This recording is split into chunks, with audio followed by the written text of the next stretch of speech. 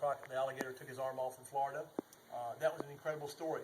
We did that for CNN 2 nights ago. And it's amazing to hear a young man in my earpiece talking to me, whereas only 16 hours before then, he just lost his arm to an alligator, the guy's attitude.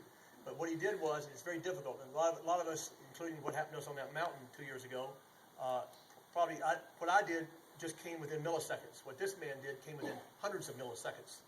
As he told me through my earpiece before I did the CNN interview with Pierce, whatever his name is, Morgan, he says, you know, Mr. Hanna, the gator we're swimming, and I've been raised there. The gator was just coming at me, so I just did when I watched this crocodile show on TV, I can't alligator hunt, whatever it is, I just grabbed the thing underneath the body. It was about 11 feet long. At that point, he started to go down. Now, the boy knew enough by watching TV that the first thing the gator's going to do, if you know anything about gator crocodiles, they'll roll. They'll roll in the water, they'll grab something, and they don't care what they grab, that's going with it. There's no way the power of that animal, especially 11-footer. So he said, I just put my arm out because I knew I was going to lose something. I didn't want to lose my life. And the gator just took it right there and rolled me. And this guy comes up out of the water. If you saw what he said, comes out, he goes, call 911. The gator just took my arm. You imagine an 18-year-old boy saying that. And then talking, doing interviews that soon afterwards. But he thought quickly, just like some of the people did in Yellowstone. I think I'm right, Tim, the terrible thing that happened 2 years ago when the young lady the bear went to her, the mother, the three, all hungry, and went to her tent, and she just, from what I said, I read a book the day before, what the paper said, and she just laid there, and of course bit her arm and went to the next tent.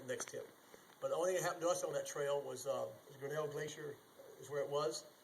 It was we always do that hike every year right before we leave, September the 5th. And as we get older, it's not a matter we go up late. Sue, for some reason, we tend to be late every once in a while. Please no comments over there, okay? But we started hiking at 2 o'clock in the afternoon. You just don't do that when you're all right. Not because of animals, it's just if something happened to you, you're going to freeze your butt off up there at nighttime. So we get up there, we're the last ones up there, believe it or not. Seeing the glacier is just gorgeous, and we're saying goodbye to Montana until Christmas. And we're sitting there, and some young lady said, "How are you, Jack Hanna, down? Just take a picture of me fine." She had her parents' 18th birthday. We took her picture. I don't know where they came from. They went on down the mountain. Of course, Sue's still taking pictures. She takes thousands of them. We never see them, but she takes them. Anyway, so we start coming out in there, walking down, and there's some bends there, about 3 of them, where it's a drop-off of about, 1,000 feet, and there's a wall. The trail up the wall. How many of you have been to Grinnell Glacier? What I'm talking about? You know that curve up there? There's 3 of them. So we get to that first one, walk by ourselves. That young girl, 18-year-old, comes running around the corner going, "There's bears in the trail. Bears, they're going to get us. They're going to get us. Get up against the wall. They're going to get us." I said, "Well, you can't get up against the wall because the bear's going to eat you then, or you'll fall over the side." Right when I said side, I look up like this, and right between that yellow rope there is that big old grizzly mom with the 2 youngsters, about 2-year-olds, are just moping down the trail. And all of a sudden, I don't know where I pulled this out of. I said, "Okay, everybody, just get behind me. Everybody be real quiet, and we'll back up the same speed the grizzlies come for us." I don't know where I came up with that. I really don't. I just should have screamed and ran.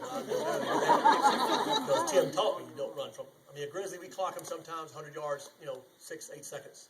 That's pretty fast. So you don't run. So I just said, "Sue, pull your bear spray." And I said, "Who else got bear spray?" Of course, nobody had any bear spray, but me and Sue had a can, but it didn't work. Not because you have good bear spray. I'm not saying that, everybody. I'm just saying that I don't know how old it was. So anyway, we pull this thing out, and we just start walking back. It might help you guys sometime. We start walking backwards, talking the whole time. I'm looking right at the bear, just talking. And I said, "Everybody just act like you're normal." And when we hit the trail, we can get off this trail, get off the trail, let the bear go by, because she'll go by with these, I said, I don't know whether those are cubs or pretty big bears behind her. I said, she'll go by. So we finally found a place to get off of a hill like that. Somebody said, "Oh, we can't climb the hill." I said, "I don't care what you can do, climb the hill. We have no choice right now." So they got up the hill somehow, and then I got up the hill, just so excited to watch the mother bear go by with the youngster, but of course she didn't do that. What did she do? She gets a little bit closer where that table is right there, where you all are sitting, and she goes right in front of us instead of getting on the trail, right in front of us. And I go, "Oh boy." And she didn't do it, didn't do a thing. Because I think my analogy is right. Isn't she trying to dump them now that they're 2-year-olds? She doesn't, not that she doesn't care about them, but she's just kind of moping along because she didn't seem to care about them. It's like you people, when you go to a shopping center with a child, a little baby, you watch every minute, but when you have your 16-year-old, you go get lost, they'll see you in 2 hours. It seemed like that's the way she was acting. And so she came by, and then the other one followed in. I said, "Oh, this is great." And the guy behind me, I don't know where he showed up from. He said, "Can I take pictures?" I go, "What?" I said, "Yeah, I'll take a picture. I don't care." So he's taking pictures. Then the next one, I guess it was a boar bear. He stops right there at that table right there. He looks at me. His hairs bristle up. And I said some choice words to myself. I said, "Oh, this is not going to be pleasant." I said, "Get your bear spray ready." But he's going to come, and he starts roughing a little bit, roughing. And he comes right for us. Now, I knew he wasn't going to get killed because he wasn't that big a bear. It's like this, all right? So he comes for us. He comes, Sue will tell you, like fast. He's coming like this. I unload one bear spray like that. By the way, the directions say 30 feet. I'd say wait till 20 feet. 30 feet, I don't know where it went to, but it didn't hit the bear. Anyway, I'm not knocking the product because it helps. It saves your life, what it does. And so the bear just kept on coming, and he gets about right there. I didn't have it right there again. I said, I didn't stop. He goes spitting like that. And then he comes right to where that house, would you say where the company is right there? Close. Yeah, close. And I just said in milliseconds, dear God, I went to church, please, I hope there's another blast left. And so I just unloaded in his face. And sure enough, he flops over and starts squalling and takes off. That's all the mother bear's going to hear this, come back and get us. But nothing happened, make a long story short. We go back there. This man gets upset. He had a son back there who was in a state of shock. He gets upset. He says, I'm getting, you know what, out of here. I'm getting out. I said, sir, we ought to go down together. He said, forget it. So he took off down the mountain. Sure enough, I knew what would happen. He called the rangers, and all kinds of stuff got all over the place before I could even get down the mountain.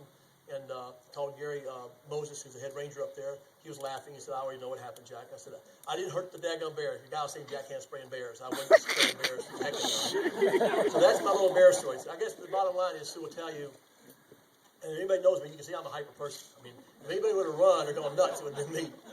I just stayed calm and just did what Tim and all these folks, you read your books, and by golly, it works. And thank you for the bear spray, people. And that, I'll leave it alone. And also, I just want to say, Gary Bertolotti, thank you so much for enriching Jack's and my life with the Montana wilderness. You've really taught us an awful lot, and we appreciate what you've done for Montana Fish, Wildlife, and Parks Department. So thank you.